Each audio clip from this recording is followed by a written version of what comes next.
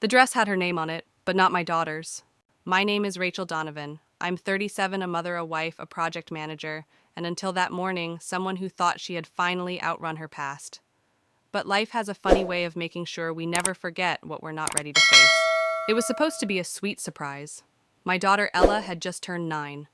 The kind of age where everything is magic stickers, pancakes shaped like stars, glittery hair ties, and birthday boxes that arrive by mail. That Thursday morning, one such box sat quietly on our doorstep. Brown, ordinary, one corner slightly caved in like it had been bumped during shipping. I didn't think much of it. Ella's name was scrawled across the top in familiar cursive. My mother's handwriting careful, elegant, cold. The kind of script she reserved for holiday cards and formal things. My gut tensed, but I shrugged it off. Maybe it was a birthday dress, or a book, or something harmless. I set the box on the dining table right next to a messy bowl of cereal and an unfinished drawing of a cat-unicorn hybrid. Ella came bouncing in socks, mismatched a smear of toothpaste on her chin. When she saw the box, her eyes lit up like it was Christmas morning. "Can I open it?" she chirped. I nodded. "Go ahead, baby." She peeled back the tape like she was uncovering treasure. Inside was a sheet of folded white tissue, crisp and neat, the kind only my mother would use. Ella unfolded it with reverence. And there it was. A pink dress.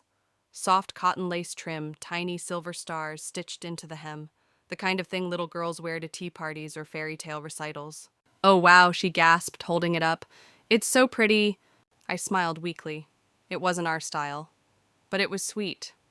Old-fashioned, maybe, but sweet. My husband Jason glanced up from his laptop and gave a small, approving nod. "Fancy. She'll outgrow it in a month." "Probably," I murmured, almost chuckling. Ella twirled with it. Her eyes sparkled. She hugged it close. And then she stopped, mid-spin, like someone had pulled the air right out of the room. Her face went blank. She stared at the front of the dress, expression stiffening, joy draining from her little body. "Mommy, what's this?" I stood, walked over. She turned the dress toward me. And that's when I saw it. White cursive stitching, delicate and permanent, sewn just above the chest. Little Cassie. The name hit me like a slap. Not because it was wrong, but because it was right in a way Ella could never understand. My hands trembled. My breath caught somewhere in my throat. "Who's Cassie?" Ella asked again, her voice small. Jason squinted. Weird. Maybe they meant to personalize it and got the name wrong. I couldn't answer. Not because I didn't know, but because I knew too much.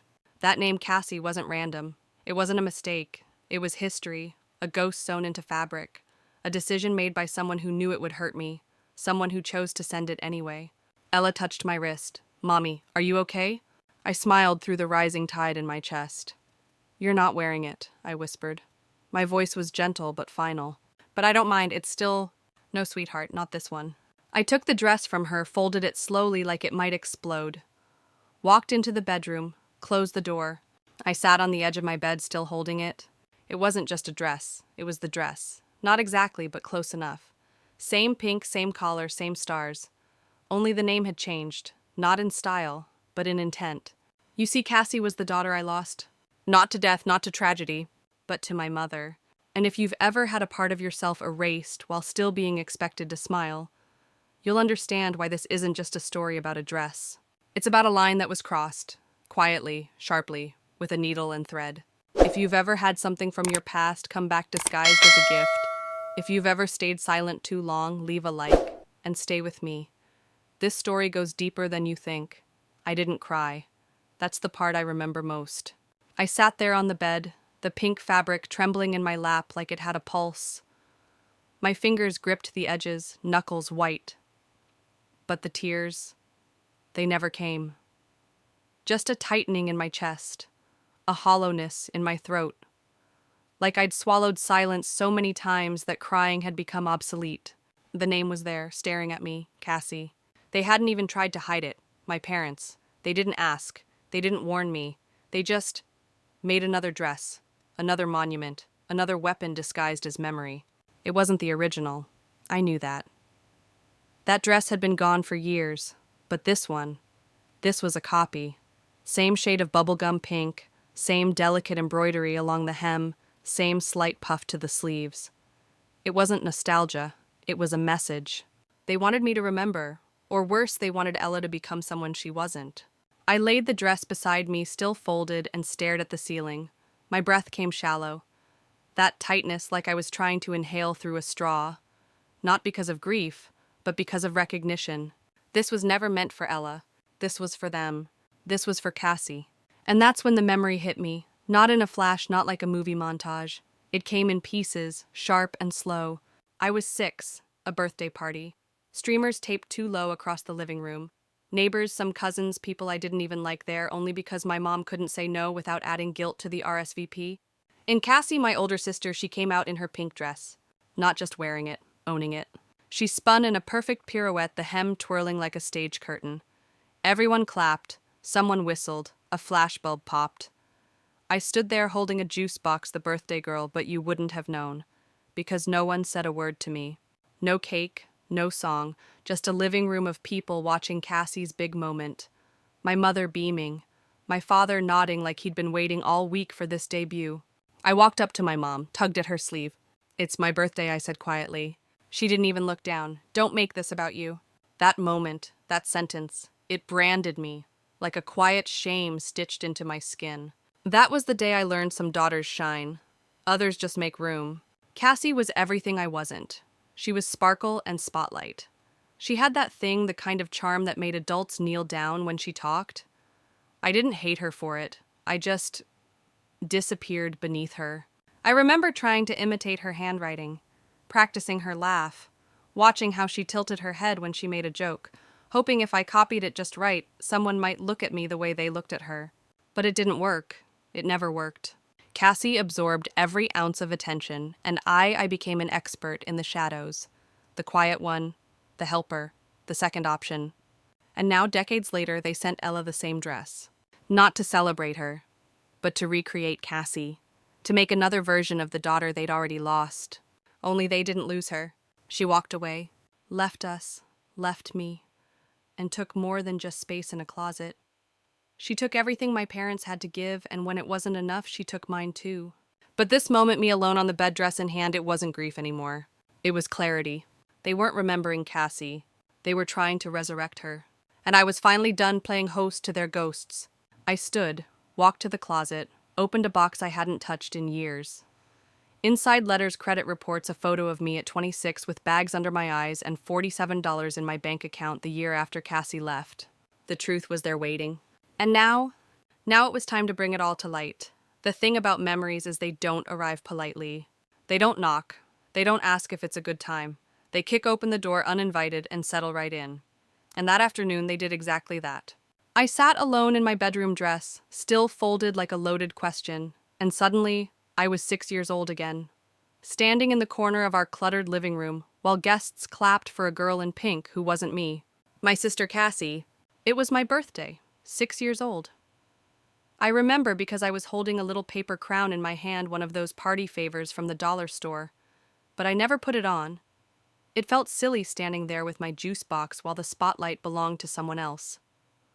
Cassie had just gotten accepted into some kids' dance company, Starlight Steps, or something equally shiny and loud. My mom, of course, made the whole day about that. Not about me, not about my birthday, but about her golden daughter twirling in a pink dress, captivating the room like she was born under stage lights. There was a moment, small, stupid maybe, but I still remember it with perfect clarity. I walked up to my mother while Cassie was twirling for our guests, and I said, "It's my birthday." She didn't flinch, didn't even turn to look at me. "Don't make this about you," she said, her voice tight and practiced. I didn't argue, I just backed away, sat on the couch, watched the lights bounce off Cassie's sequins. And for the first time in my little life, I understood this would always be her stage. I was just lucky to be backstage. As the years passed, that feeling didn't fade, it deepened. Cassie was 2 years older, but felt miles ahead. She had presence. Teachers loved her. Boys loved her. My parents adored her. And I became useful. I was the one who cleaned up the kitchen after her slumber parties. The one who handed her forgotten textbooks through the car window. The one who listened when she vented, but who no one ever asked. "And how are you doing?" It wasn't just favoritism. It was invisibility. I tried to keep up. I studied her, hoping there was a formula. Maybe if I copied her handwriting, people would read my notes more carefully. Maybe if I laughed like her, they'd stop asking me to be quieter. I even practiced the way she tilted her head when she asked for favors. But the warmth she received never transferred. Because you can't mimic a spotlight. You either have it, or you learn to live without it. Cassie was never cruel, not in the way people imagine mean sisters to be. She didn't pull my hair or steal my toys. No, her cruelty was gentler, more efficient.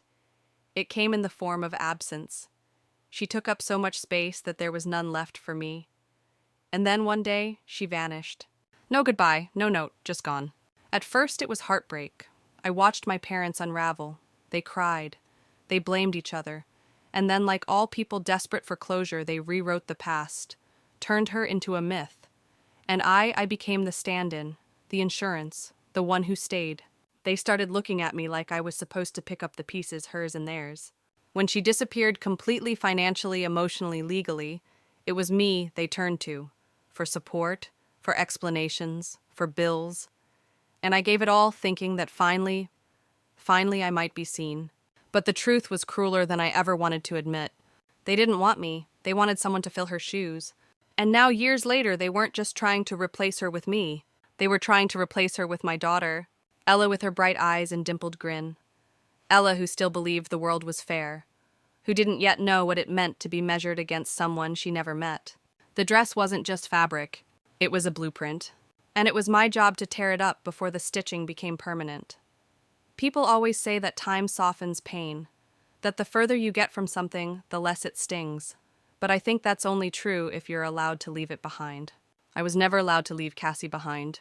She didn't just vanish, she unraveled spectacularly, beautifully, destructively, and we all, especially me, were left to sweep up the pieces.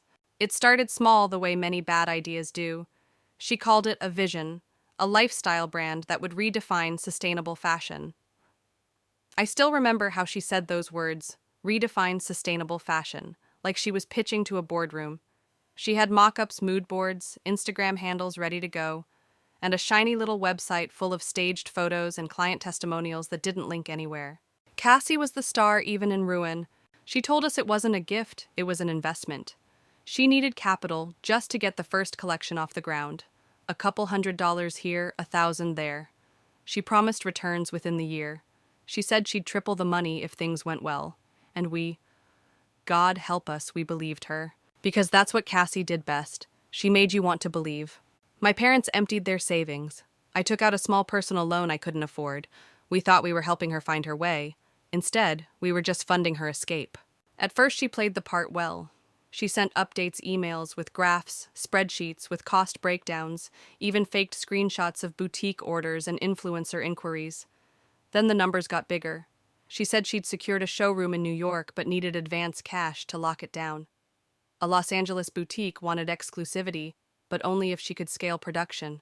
The lies were wrapped so beautifully you didn't see the cracks until they shattered you. And then she disappeared. No phone calls, no texts, just silence. At first we thought something terrible had happened. We imagined hospitals, airports, accidents. But then came the letter typed emotionless and utterly final. She was moving abroad, needed space, hoped we'd understand. But I did more than understand. I uncovered. Behind that pretty website, nothing. No EIN, no business license, no suppliers, no invoices that weren't fabricated in Canva, no orders, no customers. Just a shell. And behind that shell, a sister who had weaponized our hope. I'd given her everything money, time, trust, and she spent it like spare change. She opened credit cards in my name, took out loans using my social, bought plane tickets, rented apartments, ordered handbags. She didn't just steal from me, she made me collateral damage. By the time I realized what she'd done, it was too late. My credit was destroyed. Debt collectors were calling. My bank account was on life support. And my parents? They were broken, or so they said. They looked at me with teary eyes and hollow apologies we didn't know. We thought she was getting better. We're so sorry. And because I was the one who stayed, I picked up the slack. I worked double shifts, covered their mortgage when they fell behind, paid the overdue electric bill, bought their groceries, took on so much that I forgot where I ended, and they began. I told myself I was doing it for family, for love, for healing. But the truth, I was trying to earn a place in a family that only had room for one golden child. Even in her absence, Cassie was still the sun. We just orbited. And now they dared to send that dress. To try again, not with me, but with my daughter. A little girl they barely knew, a child who didn't deserve to carry a legacy made from someone else's debris. That's when something shifted inside me. A click, a snap, a quiet rebellion. I realized I had been mourning someone who was never really mine to begin with. And maybe, just maybe, I was done mourning. The next morning I woke up with a stillness I hadn't felt in years. Not peace, not yet, but a kind of emotional silence. Like the static had finally cleared and I could hear my own breath again. Jason was already in the kitchen making coffee when I walked out, dress in hand. He glanced up at me, his eyes scanning my face with quiet concern. "You sure?" he asked, voice low, gentle. I nodded. "I won't be long." He didn't ask more. He didn't need to. He just handed me the car keys and said, "I'll get Ella ready for school." I folded the pink dress into a plain brown paper bag. No ribbons, no tissue, just fabric and intent. I grabbed a pen, wrote 3 short lines on a note card, and slipped it inside. "You lost one daughter. I was the one who stayed. You just never noticed." It felt too calm, too composed, but somehow that made it more final. The drive to their house was short, 15 minutes maybe, but each block felt like a chapter I'd already read and resented. Same cracked sidewalks, same stop signs where I used to wait for Cassie to climb into the car. Same houses I passed with my own arms full of groceries I'd bought for them during the worst months. And then there it was, their house. It looked the same. That same tired rosemary bush still growing wild next to the porch. The dented garage door my dad never fixed after that New Year's mishap. The flower pot cracked in the same spot from the time Cassie threw it during an argument I was told not to mention. Same house, same ghosts. I stepped onto the porch, set the bag down, no doorbell, no knock. Just silence. And I walked away, not with anger, not with triumph, but with release. By 9:00 a.m., the first call came, then another. By 10:00, I had 6 missed calls, 2 voicemails. I didn't answer. I knew what they would say. Around 11:00, I played one message, just one, to remind myself why I had done what I did. My mother's voice crackled through the speaker, sharp, disbelieving. "You're returning a birthday gift. What kind of message is that?" Then my father grumbling in the background. "What the hell does she mean she's not paying anymore?" I turned off the phone. And that's when I began. I opened my banking app, canceled the grocery reload I'd been sending to their card, deleted the recurring transfers I set up for their mortgage, the auto payment for their utilities. Gone, gone, gone. It was quiet work, like deleting old voicemails, mechanical, clean, freeing. I didn't feel guilty. Not anymore. Because for years I had believed that love meant sacrifice, that family meant endurance. That being the good one meant being the one who never left, even if it killed me inside. But now for the first time, I realized love isn't supposed to look like servitude. It isn't supposed to mean handing over pieces of your life so someone else can repair theirs with silence. As I deleted the last scheduled payment, I left the screen open for a moment just to stare at it, just to feel the weight of what it meant. I chose myself. Not out of vengeance, not out of spite. Out of necessity. Because I was a mother now. And my daughter wasn't going to grow up believing she had to become someone else to be seen. She wasn't going to wear a name that didn't belong to her. She wasn't going to inherit my silence. And if you've ever reached the point where choosing yourself felt like betrayal, if you've ever carried someone else's name so long you forgot your own, then tell me in the comments how you found your way back. Because this was the moment I did. And if you've ever had to make that same choice, hit like leave your story and let someone else know they're not alone. I didn't expect the aftermath to come so fast. The following day felt like any other on the surface, Ella brushing her teeth to Taylor Swift.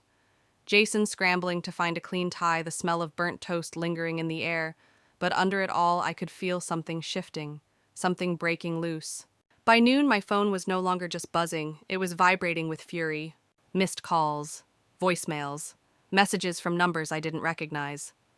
Cousins I hadn't spoken to in years suddenly found their keyboards. Aunts who had never once sent Ella a birthday card were now writing essays about family values and what kind of daughter turns her back over a piece of fabric. At first I deleted them without reading, but some slipped through. Some I admit I read, and I wish I hadn't. "She's your mother. You're making this bigger than it is. Cassie's gone, let it go, so dramatic. What's next, cutting us all off?" And the worst one because it was polite, polished, and utterly fake. Praying for healing in your heart. No one ever prays for the ones they actually listen to. They just use prayer as punctuation for judgment. What these people didn't know, what they didn't care to ask, was that this wasn't about a dress. This was about a pattern. A legacy of silence, a legacy of erasure, and I wasn't going to pass it down. so I ignored them. Everyone. I blocked a few. Let the rest shout into the void. Until one number rang that I didn't recognize. I almost let it go to voicemail, but some part of me old habit maybe picked up. And then I heard it. That voice. 5 years. That's how long it had been since I last heard it. But my body recognized it before my mind did. My shoulders tensed. My throat dried. Hey, she said, like no time had passed. Cassie? The sister who ghosted us, burned our finances, hijacked my name, and turned our lives into a cautionary tale. I heard you cut them off, she said, no small talk. Just business, just like always. I didn't say anything. They told you, she asked. You've been talking to them. My voice came out flat cold. For a while now, she replied.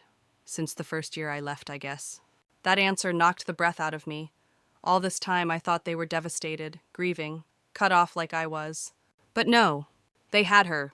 They had always had her. So the truth settled heavy and bitter. The money I gave them, the support, the sacrifices, they weren't for survival. They were for her.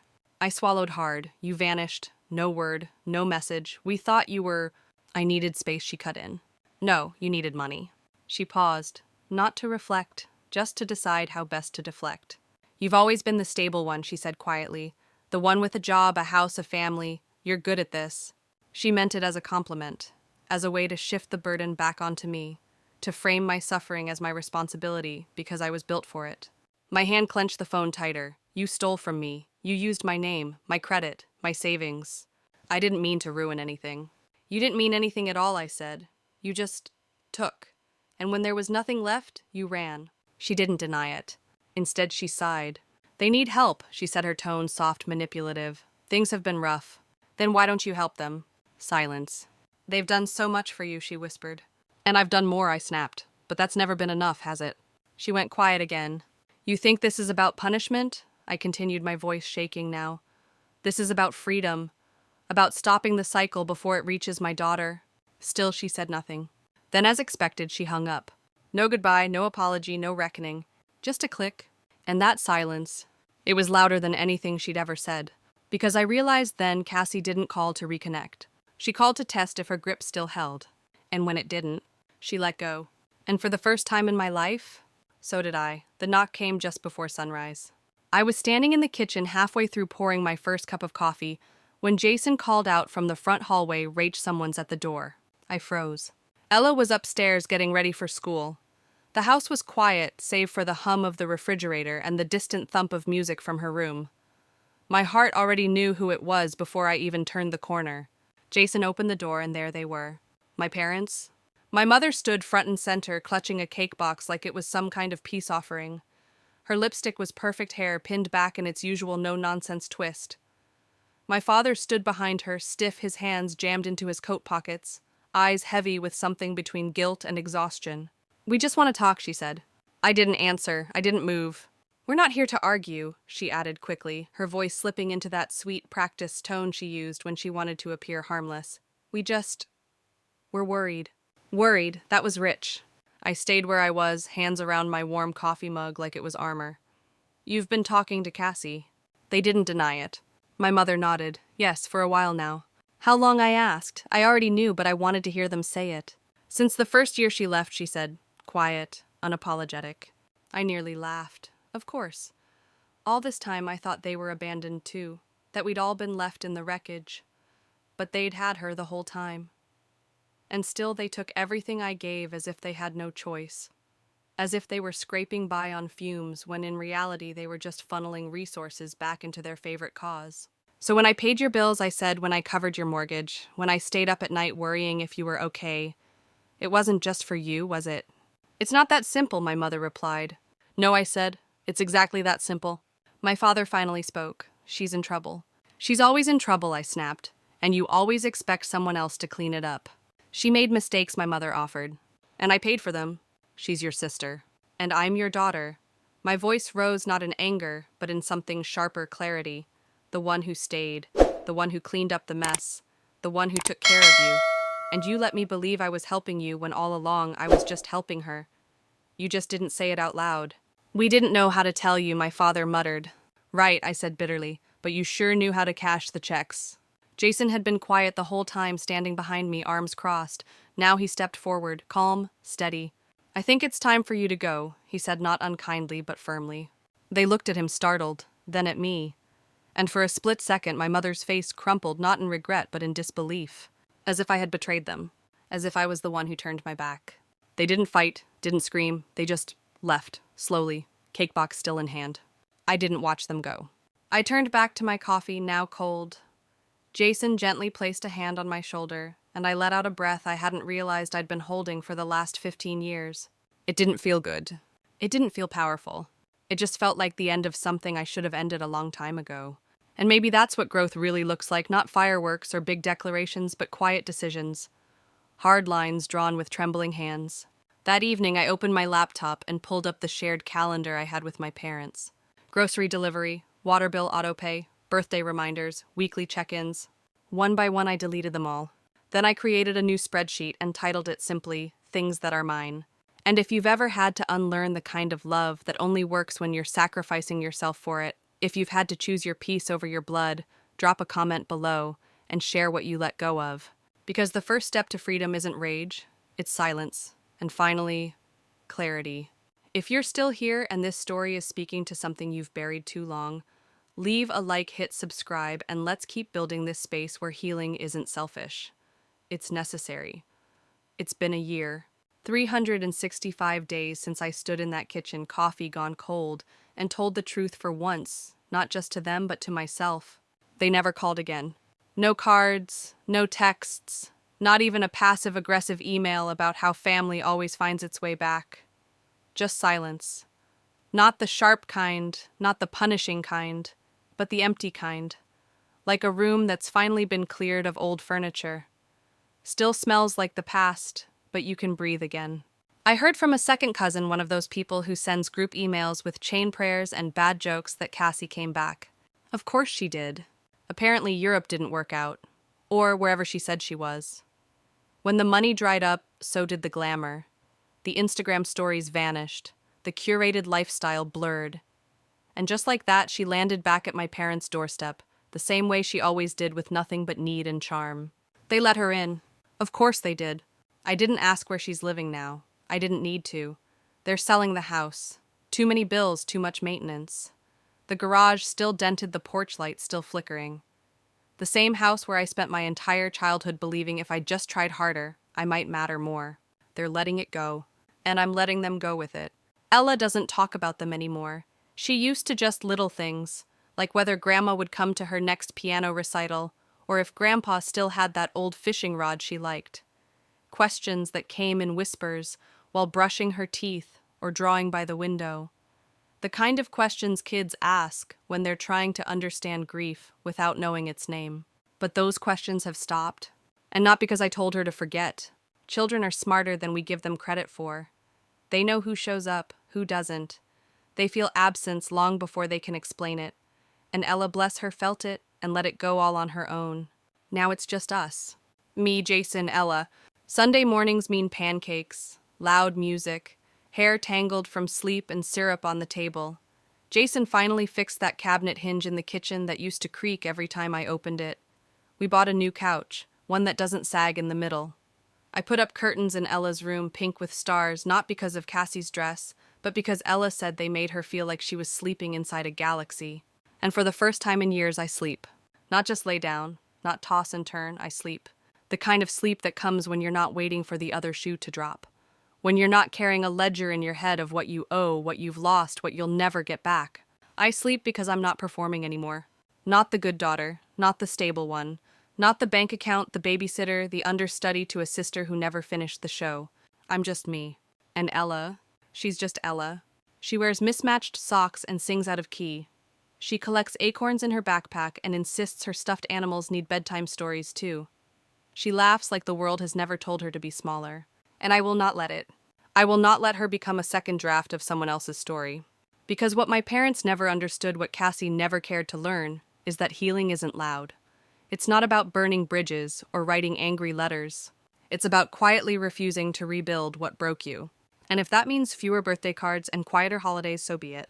If you've ever had to redefine what family means to you, if you've ever chosen peace over proximity, if you've ever looked at the people who raised you and whispered, Not this time, you're not alone. Leave a comment. Let someone else know they're not either. And if this resonates like this story, subscribe and stay for more stories that aren't just about endings, but about freedom. There's something strange about starting over when no one claps for it. No cake, no confetti, no applause, just silence. Not the heavy kind, not the haunted kind, but the kind that feels like a clean countertop after you finally throw away the junk mail you've been ignoring for weeks. That's what it felt like in the days and weeks that followed my decision to cut them off. Freedom didn't arrive with fireworks. It came in the form of small, quiet choices. Like canceling the auto payments I used to send for their electricity. Like turning off calendar reminders for birthdays that never mattered unless they had Cassie's name attached. Like finally closing the spreadsheet titled Emergency Family Budget, which, let's be honest, had always just been Cassie Damage Control Fund. And then came the moment I didn't expect. Guilt didn't show up. I kept waiting for it. I thought it would hit me at 2:00 a.m. like a freight train. I thought it would curl up beside me while I made Ella's lunch or haunt me when I saw an old family photo. But instead what came was peace. I started noticing things, like how Ella's laugh got louder, how Jason didn't flinch anymore when he heard my phone buzz, how dinner didn't feel like a ticking clock of when the next crisis might arrive. And then one afternoon Ella came home from school with a note. Not from the teacher, from a classmate's mom. She was organizing a community bake sale and asked if I'd be willing to help. Normally, I'd say no. I'd say I had too much on my plate, too many things to juggle. But I looked around, and for once my hands weren't full of other people's messes. So I baked. Not just cookies, my grandmother's apple cinnamon crumble bars. The ones I hadn't made in years because they reminded me of a time when love felt real. When family meant recipes passed down in messy handwriting, not financial manipulation wrapped in guilt. I brought the bars to the bake sale. Watched Ella run around in circles with her friends, hair flying, laughter echoing. She wasn't weighed down by anyone's ghost. She was just 9. And as I stood there watching her twirl in a dress, she picked out no embroidery, no forced legacy. I realized something I hadn't dared admit before. I had broken the cycle. I wasn't just surviving, I wasn't just enduring. I was living. And it wasn't loud or dramatic. It was Ella asking if we could get ice cream before dinner. It was Jason reaching for my hand without asking if I was okay. It was a stranger at the bake sale saying, "You look rested." It was the spreadsheet on my laptop titled Things That Are Mine, starting to fill not with bills or damage, but with real joyful entries. Ella's new library card. My name on the mortgage. A savings account in my name. 3 uninterrupted nights of sleep. A plan to take Ella camping next spring, just the 3 of us. Every entry was a small rebellion. A quiet declaration. That I mattered. That I existed outside of Cassie. Outside of their expectations. Outside of the performance I'd been giving since I was 6 years old. I didn't burn bridges. I just stopped paving new ones. Because at some point you have to ask, who am I building this for? And if the answer isn't myself or my child or my peace, then maybe it was never your bridge to carry in the first place. So here I am. No applause. Just quiet. And for the first time, it doesn't feel empty. It feels earned. If you've ever had to fight for peace without anyone cheering for you, share what that moment looked like. Like this story, leave a comment below, and let's keep making space for each other, one quiet decision at a time. The hardest part about letting go isn't the act itself. It's what comes afterward. The quiet. The stillness. The part where you start wondering if maybe, just maybe, you imagined it all. The betrayal, the favoritism, the sacrifices that never returned home. Maybe you were too sensitive, too stubborn, too dramatic. That's what guilt tries to whisper in your ear when no one else is talking anymore. And for a while I listened, not because I doubted the truth, but because I missed the noise. You see, dysfunction has a rhythm, a beat, a melody. It's exhausting, yes, but it's familiar. It's a family group chat that buzzes nonstop when someone needs help paying a bill but falls silent on your birthday. It's your phone ringing at midnight, not for, "How are you?" but for, "Can you lend me?" And when you finally shut it off, when you break that rhythm, what you hear next is startling. Nothing. But eventually that nothing becomes something. Something clean, something still, something real. That's what happened after the last voicemail. It had been weeks since I sent the dress back with my note. Weeks since I canceled all the payments. Weeks since Cassie's voice dripped through the line like honey spiked with arsenic. Then out of nowhere I got the final call. It wasn't from my parents. It was from her. Again. Cassie. She didn't apologize. She didn't even say hello. Just, so you're really doing this, huh? Doing what I asked. Cutting us all off. I didn't respond. I was folding laundry. Ella's tiny socks in my hands.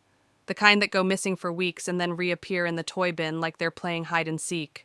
You're being cruel, she said, her voice tightening. You're doing this to punish everyone. For something that wasn't even our fault. That part that was familiar. Wasn't even our fault. Cassie had a way of editing history in real time. She could spin a narrative faster than anyone I knew. You fooled all of us, I replied, my voice steady. And yet they keep asking me to pay for it. She's your sister, Cassie insisted. No, she was your favorite, I corrected. And I was just the emergency fund no one thanked. The silence on the other end wasn't guilt. It was calculation.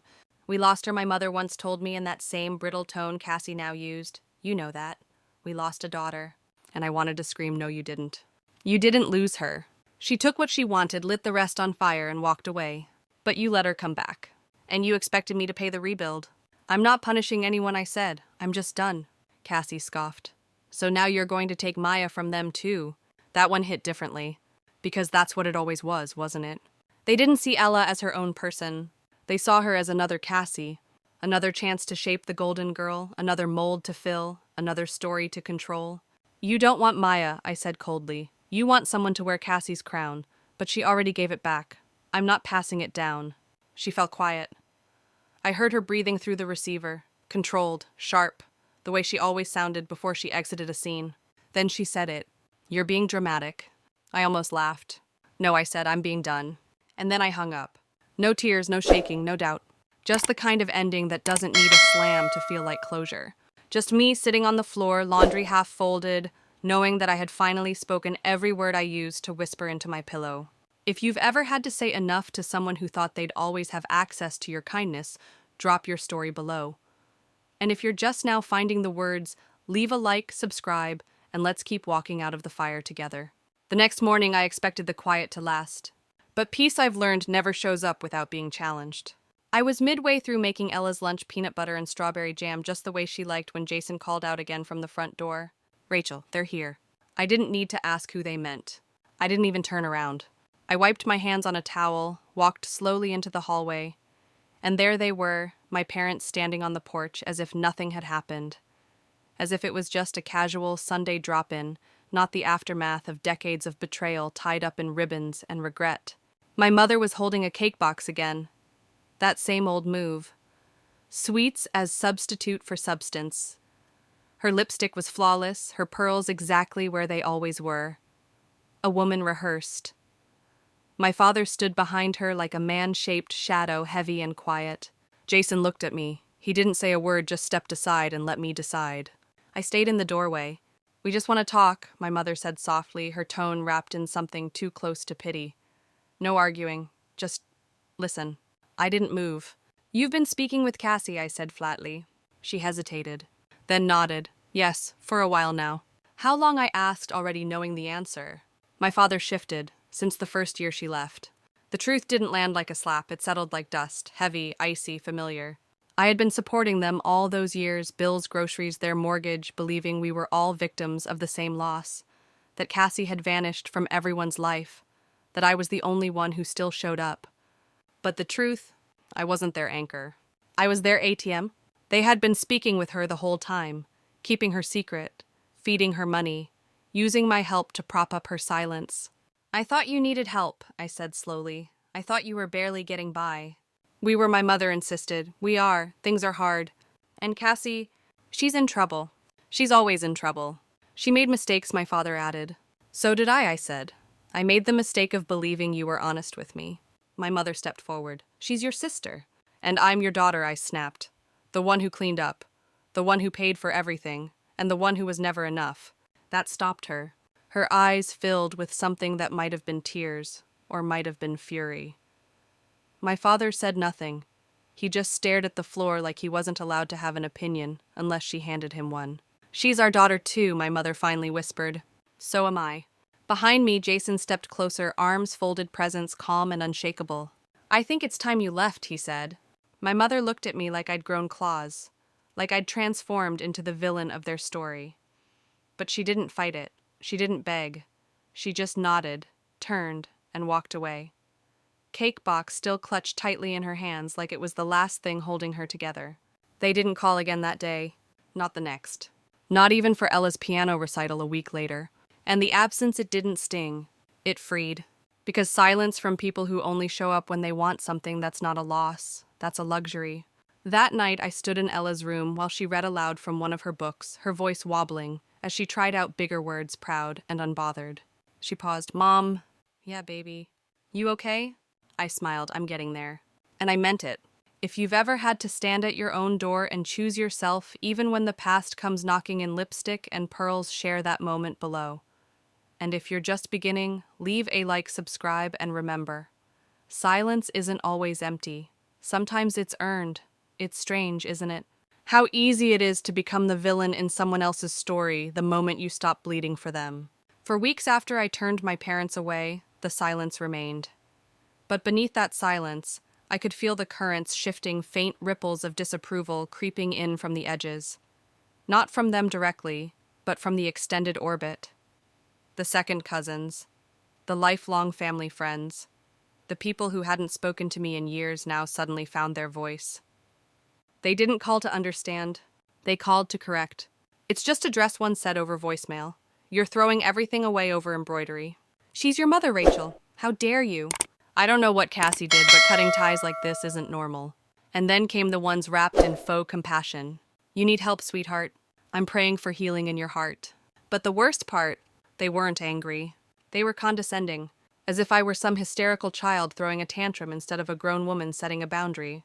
At first, I let it roll off me. I told myself they didn't know the whole story, and they didn't. But that didn't stop the slow creeping sensation that somehow I was the one being cruel. I started second-guessing myself. I'd look at the empty spot on my bookshelf where my parents' last Christmas card used to be, and wonder if maybe I was too harsh. If maybe, just maybe, I should have sent a reply, or at least picked up one of the voicemails. And then one night, as I was tucking Ella into bed, she asked a question that shook me back to center. Mom, do Grandma and Grandpa love me? I froze. The softness in her voice, the uncertainty behind it undid me in a way all the voicemails never could. I sat down beside her and took a deep breath. Yes, I said honestly, I believe they do, but sometimes people can love you and still hurt you, not because they mean to, but because they're too busy loving an idea to see the person standing right in front of them. Ella nodded slowly, like she didn't quite understand, but trusted that someday she would. I tucked her in, kissed her forehead, and turned off the light. Then I sat on the hallway floor, knees to my chest, and let the truth settle. I wasn't cutting people off. I was cutting the cycle. I was saying no to legacy pain, no to golden child dynamics, no to dressing my daughter in a story she didn't write. Because Cassie may have returned, but that didn't mean I had to make room for her ghost in my home again. Let my parents choose her. Let them decorate their new apartment with old memories and baked apologies.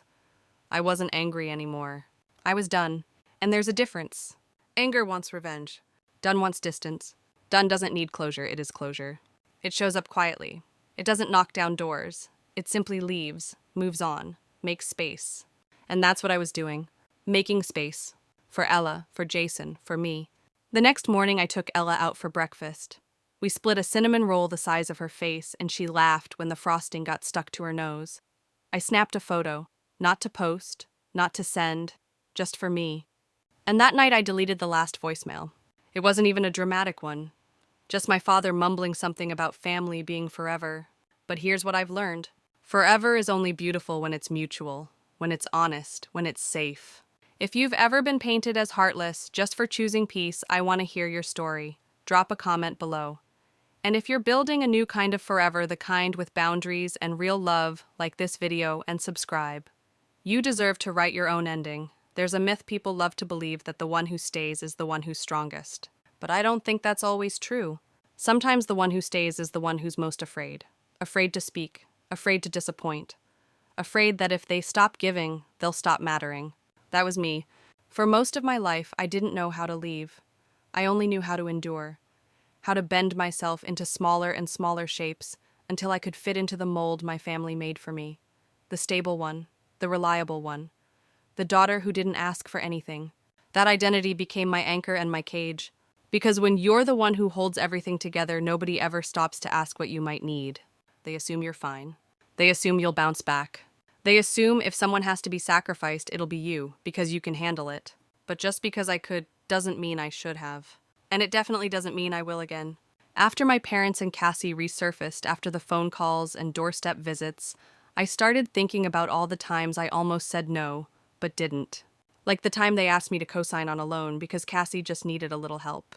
Or when my mother called me crying because they couldn't make rent without mentioning that most of their money had gone to covering Cassie's latest scheme. Or when Cassie borrowed my car for a quick trip and returned it with an empty tank and a new dent, then ghosted me for 3 weeks. Each time I told myself it's just one more thing, just until they get back on their feet. But they never stood up. Because I was the one kneeling holding them up the entire time. And now here we were years later, and somehow I was the villain for finally putting my hands down. You're ungrateful, you're selfish, you're not who we thought you were. But I was. They just never took the time to see me. I remember one afternoon, maybe 2 months after it all exploded, I was organizing the hall closet, something mundane, something grounding, and I found an old photo tucked behind a stack of winter scarves. It was me and Cassie, probably ages 10 and 12, sitting on the front steps of our childhood home. She had her arm slung around my shoulder, beaming. I was smiling too, but in that polite, controlled way kids do when they're not sure they're allowed to take up too much space in the frame. I stared at that photo for a long time. Not because I missed her, but because I realized I didn't. I missed being wanted. I missed the idea of a sister, of parents who saw me, of belonging. But the real versions of those things, they never existed. I slipped the photo back into the box. I didn't throw it away, but I didn't put it back on the shelf either. Some memories don't need to be destroyed. They just need to be put down. So they don't weigh you anymore. These days I carry lighter things. Ella's school drawings, a travel guide to Yellowstone, our next trip as a family, a card Jason gave me last week that said simply, "You were always enough." I see you, and for the first time in my life I believe it. Not because someone else said it, but because I finally stopped waiting for their version of love to make me real. If you've ever had to rewrite what family means on your own terms, leave a comment below. And if you're learning how to carry lighter things, hit like, subscribe, and take that next step with us. Sometimes freedom doesn't look like fireworks. It looks like a Thursday evening where nobody calls you crying. It looks like your paycheck arriving and you actually get to keep it. It looks like walking into your own kitchen and not flinching when your phone buzzes. It looks like peace, mundane, consistent, and unspectacular to the outside world. But to me, it felt like a revolution. Because after a lifetime of emotional accounting tracking, who needed what, who I owed, what damage I had to cover, I was finally living a life where every dollar, every ounce of energy, every quiet moment belonged to me and the people I chose. And no one was more surprised by that shift than my parents. Apparently, they had expected the silence to fade. They thought I'd cool down, that I'd come around, that I'd do what I always did, bend. But silence, when it's born from survival, doesn't dissipate. It settles. It roots. They called again a few months later, not to apologize, not to acknowledge anything, but to let me know they were selling the house. The house. That cursed stage where every spotlight belonged to Cassie, where I handed juice boxes to guests who didn't know it was my birthday, where I stood in doorways hoping to be noticed only to be told, "Don't make this about you." They said they were downsizing. Too much space. Too many memories. I didn't ask where they were going. I didn't offer to help. I didn't drive by, but I did allow myself a private goodbye. One day after dropping Ella off at a friend's birthday party, I took a detour and drove past the old street. The house looked exactly the same. Same cracked driveway, same faded mailbox, same blinds half closed in that one front window. It was like a time capsule of all the versions of me I'd had to bury.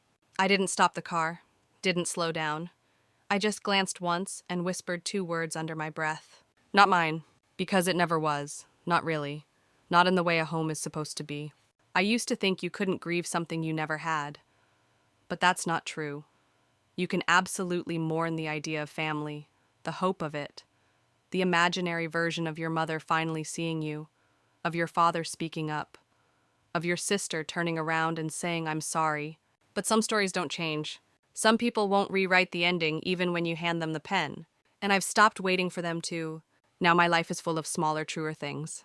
Ella dancing in the living room wearing pajamas and a paper crown. Jason reading bedtime stories with voices that make her giggle. Our fridge covered in crooked magnets and spelling test A's and pancake recipes we've promised to try but haven't gotten around to yet. It's not perfect, but it's real. There's no embroidery on the dresses here, no ghosts stitched into the hem. just fabric, just play, just freedom. And I guard it fiercely, because I know how easily legacy sneaks back in through gifts, through guilt, through that one message that says, let's talk. But I've learned to recognize the shape of manipulation even when it comes wrapped in nostalgia, especially when it comes wrapped in love. So when the texts came about Cassie moving back in with them, I didn't react. When I heard they were struggling again, I didn't reach for my checkbook. And when a distant aunt messaged me saying blood is thicker than water, I didn't reply. Because here's the part no one tells you. You don't owe anyone your ruin in exchange for love. You don't have to keep bleeding just because someone else calls it family. You're allowed to build something new. You're allowed to protect it. You're allowed to say not this time. If you've drawn that line quietly, painfully, with shaking hands, let me know. Comment below. Like this story. And if you're just now finding your voice, subscribe. You're safe here. It was late autumn when the final envelope arrived. No fancy address, no lawyer's watermark. Just a plain white envelope with my name scribbled in my mother's handwriting, messy, rushed like the words were trying to run from the page. Inside, a single sheet. No dear, no love. Just a request. We're struggling to make ends meet. Cassie's been through a lot. If you can help us even a little, we'd be grateful. And there it was again. The cycle, the setup, the test. A plea dressed as reconciliation. A guilt trip dressed as humility. Years ago, I would have taken the bait. I would have dropped everything wired money tried to be the bridge, even while they lit it on fire behind me. But not now. Now I saw the truth behind every carefully chosen word. Cassie had always been struggling, but it was never really about hardship.